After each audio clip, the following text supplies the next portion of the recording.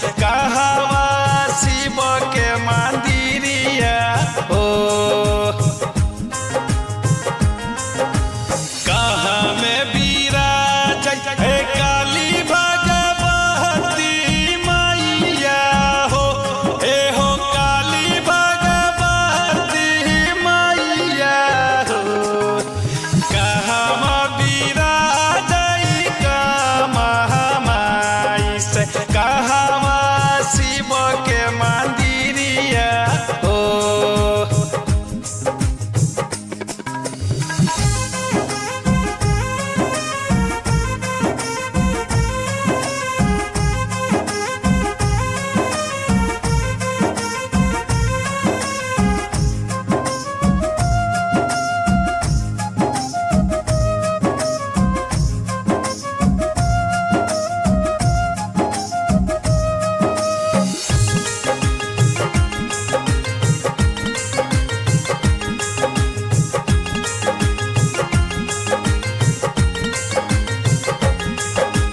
बख्तियारपुर विराज है काली भगवती मैया हो हे हो काली भगवती मैया हो कामतन विराज महामाई से गाँव में बीचा शिव के मंदिरिया हो बख्तियारपुर विराज है काली भगवती मैया हो हे हो काली भगवती मैया हो कामतन विराज महामाई से गाँव में बीचा शिव के मंदिरिया हो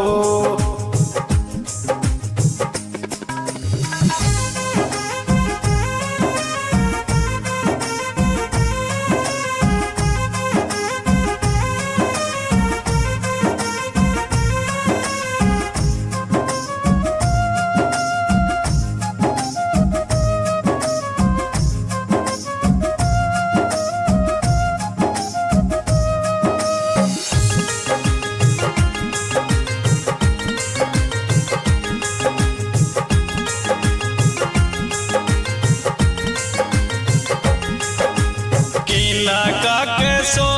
भाई सिरा पे सोने के मुकुटिया हो सिरा पे सोने के मुकुटिया हो अकीना के सो बे झंडा लाला किना के हाथ डमरुआ हो भगवती काली के सो भाई सिरा पे सोने के मुकुटवा हो सिरा पे सोने के मुकुटवा हो कामा माई के सो भाई झंडा लाला से शिवाजी के हाथ डमरुआ हो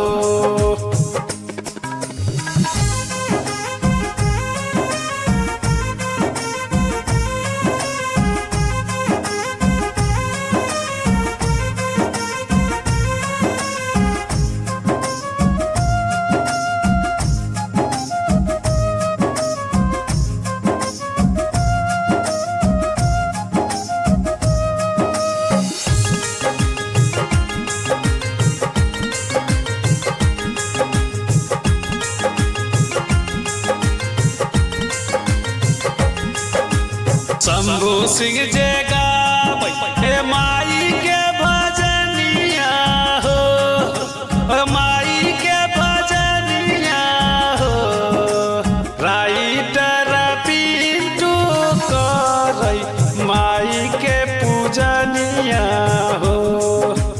गायक शंभू गाबै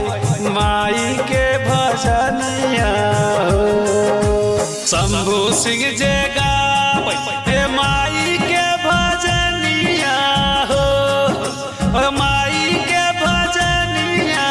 हो राइटर